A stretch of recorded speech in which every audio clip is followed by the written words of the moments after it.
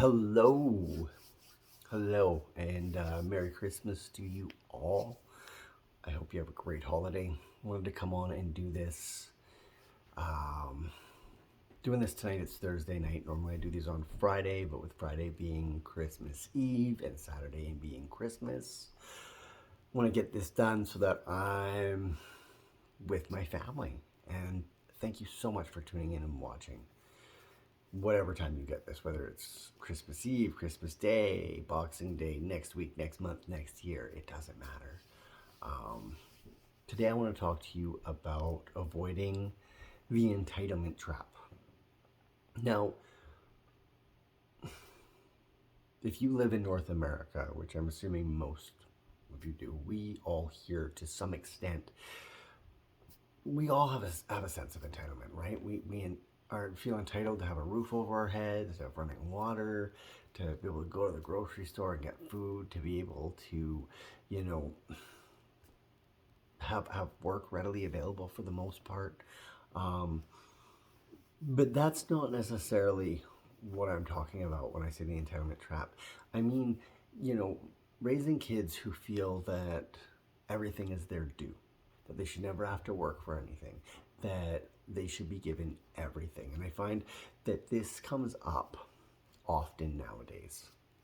I watched actually, it was a little, I don't know if it was a little docu-series or if it was a meme. It was something that came up and it was Bruce Lee, and he said that, you know,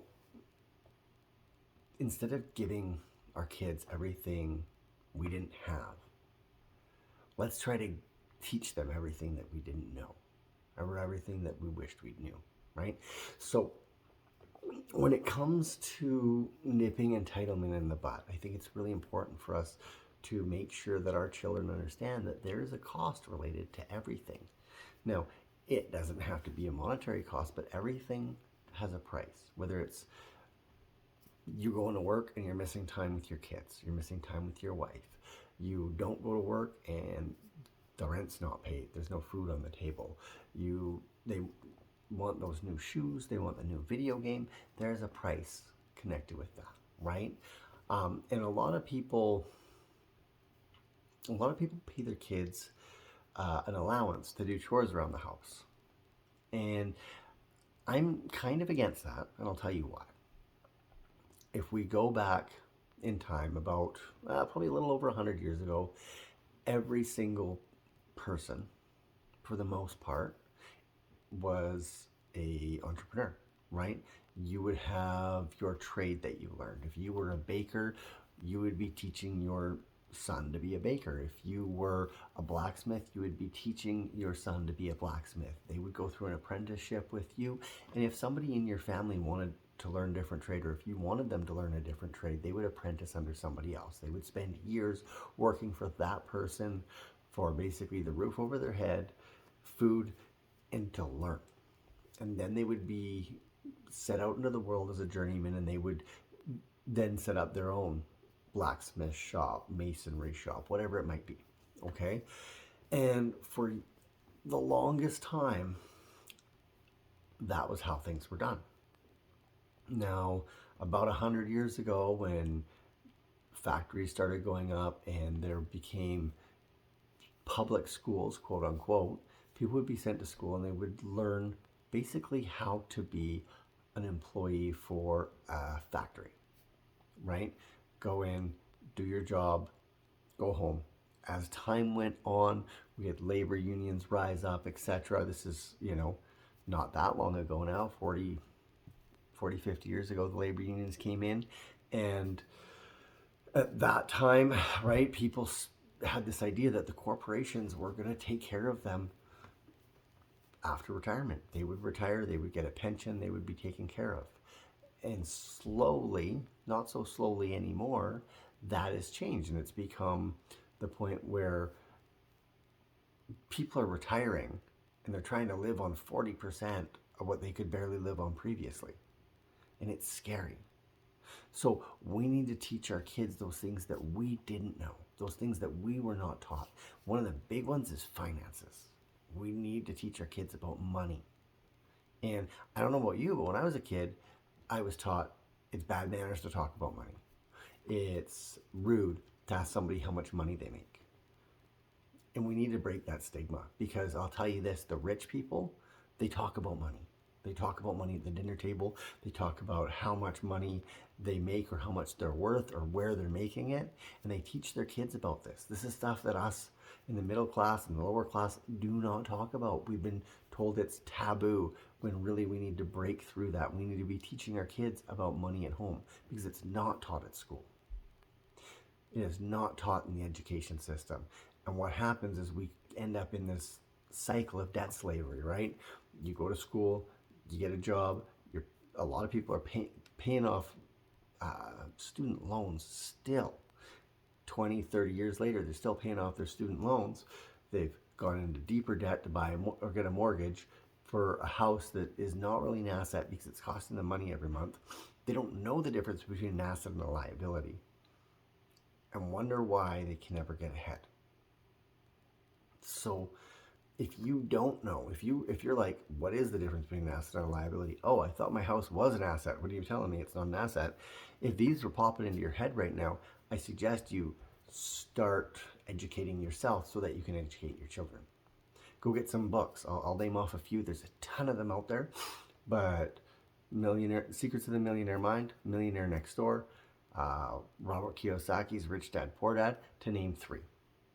There are a ton of books out there that can make finances simple. But if our kids don't know how to balance a checkbook, they don't know how much money is coming in as to what's going out, how to figure out their net worth or figure out a balance sheet, especially with everything being digital these days and everything going through a debit card.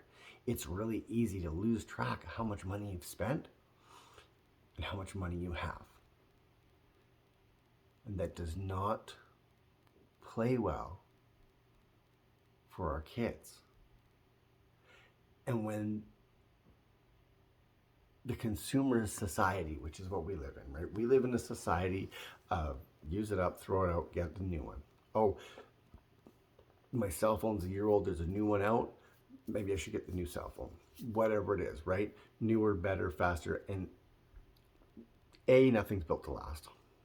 Not like it used to be. And B, all the advertisements, all the consumerism, it's all set to tell you that unless you have this new thing, you're not hip, slick, and cool. You're not good enough. And unfortunately, we believe that crap. So we need to start teaching our kids. We need to take a couple of steps back. We need to teach our kids that, you know what, they're good enough as it is. They don't need the newest cell phone, the newest shoes, the newest handbag to be good, to be enough. I think that's the big key, because so many of our kids these days don't feel that they're enough. Our kids feel that they are less than, that they don't measure up. And I don't know about you, but I've felt that feeling. I know what it feels like to not feel like I'm good enough. My biggest fear for years was that if you got to know me, if you really got to know me, who Brooke is, you wouldn't like him. And then I'd be alone. And I was afraid of being alone, because then I would have to deal with life by myself. I was never really very good at that. But I learned how. I got to know me. I got to know that, hey, you know what? I am good enough. I am fully capable. And we need to teach our children that, because society isn't. The school system isn't. The school system is set up to show that if they don't do perfect, they're not good enough. It's ranked that way. That's how it's rated. If you're not getting A's, then you're not good enough. But as Einstein said, every child is a genius. But if you judge a fish on how well it can climb a tree, it's always going to fail. Maybe your child's going to be an artist. Maybe your child is going to be an astronaut. Maybe your child is going to be an engineer. Maybe your child's going to be a doctor. Maybe your child's going to be an entrepreneur. Maybe your child is going to be an inventor who's going to invent the next thing. Like, we need to teach our kids that it is okay for them to be children, for them to step up and be who they are without worrying about what society says, and that they don't need everything. And not only do they not need everything, but not everything is going to be given to them. Because I think that's really, really important, at least for us here in North America. Like, my oldest, he's my bonus kid, Jacob. He is high functioning autistic, and he's 19, and he's going to be. Things are set up for him to move out in a couple of years, and he gets a check from disability, and we are teaching him that this amount needs to go to his bills. This goes into his savings. This goes into long-term savings, and teaching him to do this with money. And I'm going to tell you right now, I wish somebody had taught me that when I was a kid.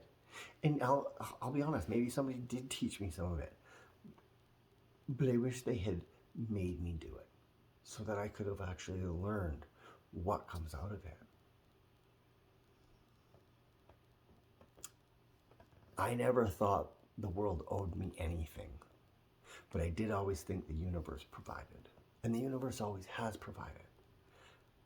I just wasn't very smart with what I was provided with for a long time.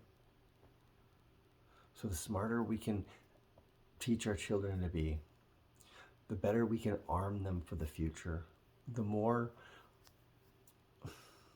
love and understanding that we can give them, and the greater belief in themselves, I think, more than anything, is going to arm them best for their future. Because as far as I am concerned, the best gift you can give your kids can't be bought. It can only be taught. And in the end, what you teach them, a portion of that they are going to teach their kids, and a portion of that they are going to teach their kids. So teach them everything you can now. Everything you can before they're unwilling to learn from you anymore. And they get to the point where they're unwilling to learn right about 12. And then they're willing to learn again sometime after 20, from what I've been able to gather from my own life, watching other people, and from my own kids.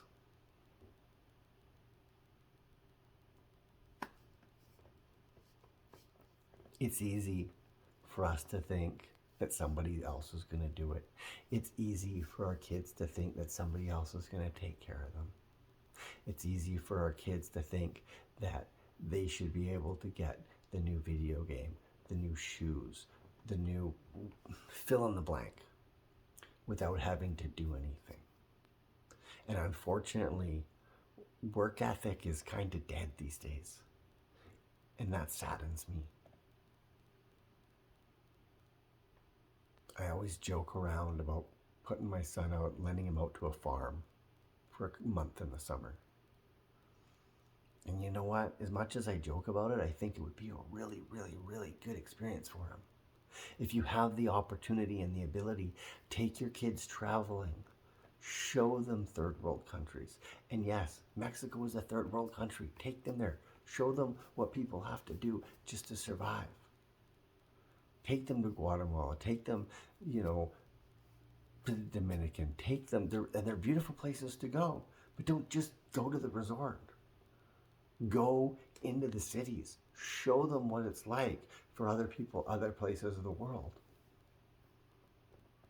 That is the greatest gift that I ever got, was being able, as a young man, was being able to see how freaking blessed I was to live in North America. It allowed me to stop taking many things for granted.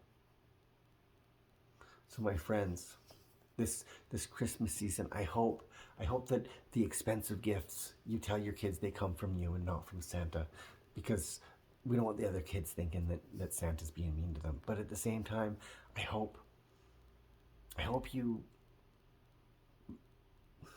impart to your children how blessed they are that they even get gifts for Christmas. All I ever ask for, my kids ask me what I want, my mom asks me what I want, my friends ask me what I want, my wife asks me what I want for Christmas, and all I ever say is I want some socks. As long as I get some socks, I will be happy. And because I always ask for socks, I always get socks, and I am never disappointed. When we want little, we are always fulfilled.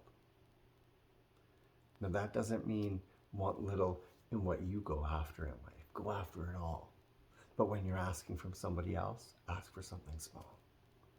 With that, I'm going to wish you guys a Merry Christmas and a blessed 2022. Thank you so much for watching this, and share this with somebody who needs this message today. God bless.